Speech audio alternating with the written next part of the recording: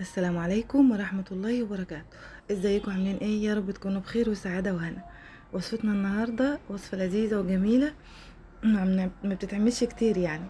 وصفتنا النهاردة ملوخية بالأرانب أو أرانب بالملوخية. هما الاتنين مع بعض ما بيتفرقوش عن بعض. أول حاجة قبل ما نبدأ الوصفة بتاعتنا هنقول بسم الله ونصلي ونسلم على رسول الله. يا ريت تدعموني بلايك أو واشتراك في القناة لو أول مرة تشوفوني.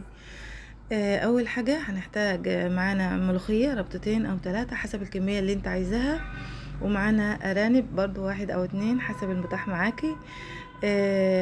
بنغسل الملوخية وبنركنها على جنب تنشف، لان اهم حاجة ان هي تنشف وما تخرطهاش ابدا وهي لسه فيها مية.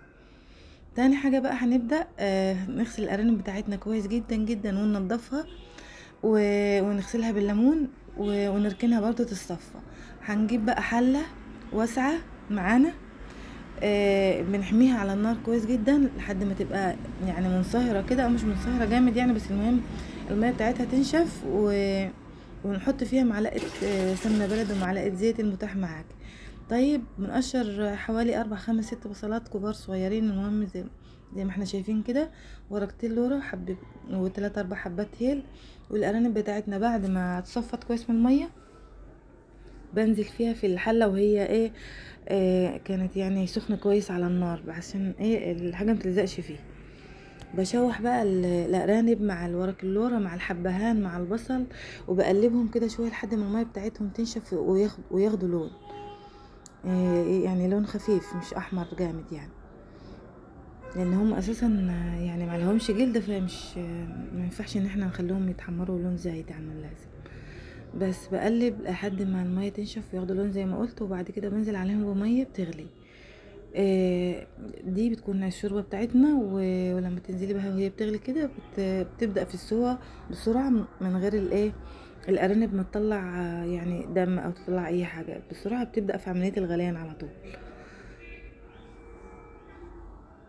بس واحنا شغالين كده بقى يا ست الحبايب، تعالي نذكر بعض بدعاء عظيم، يعني دعاء اسمه سيد الاستغفار. الدعاء ده قال عنه الرسول صلى الله عليه وسلم: ان من قرأه في يومه ومات دخل الجنة، ومن قرأه في ليلته ومات دخل الجنة. ايه هو الدعاء ده يا ست الحبايب؟ ونوصي نفسي ونوصيكي انك لازم تقوليه صباحا ومساء، يعني مع اذكار الصباح ومع اذكار المساء. وهو اللهم انت ربي لا اله الا انت، خلقتني وانا عبدك، وانا على عهدك ووعدك ما استطعت، اعوذ بك من شر ما صنعت، ابوء لك بنعمتك علي وابوء بذنبي فاغفر لي، فانه لا يغفر الذنوب الا انت. اسمه سيد الاستغفار، اعظم دعاء في التوبة. فيا ريت يا ريت نحاول ان احنا نثبت عليه صباحا ومساء. اذا قلتيه في النهار ومتي دخلت الجنة، اذا قلتيه بالليل ومتي دخلت الجنة. فاحنا ملناش مطلب ولا غاية من الدنيا ديت غير ان احنا ندخل الجنة بعد ما نموت. يا رب يكتبنا واياكم من اهل الفردوس الاعلى. هنرجع للوصفة بتاعتنا. الملوخية اكيد الصورة شارحة نفسها والفيديو شارح نفسه ومش محتاجة، بس انا هقولك على حبة حاجات في الملوخية سريعة كده. حاولي ان انت تنشفيها كويس قوي قوي وخرطيها ناعمة قوي، وحطيها في شوربة، وبعدين زودي الشوربة لحد ما توصلي للسمك اللي انت عايزاه. وكتري بقى يا ست الحبايب من التوم اللي بتدقيه، اللي هو بتاع الدقة بتاعت الطشة بتاعت الملوخية. كتري عليه من الكزبرة الناشفة والكمون، حط لها نص معلقه سكر صغيره عشان تديها تفضل محتفظه باللون الاخضر بتاعها.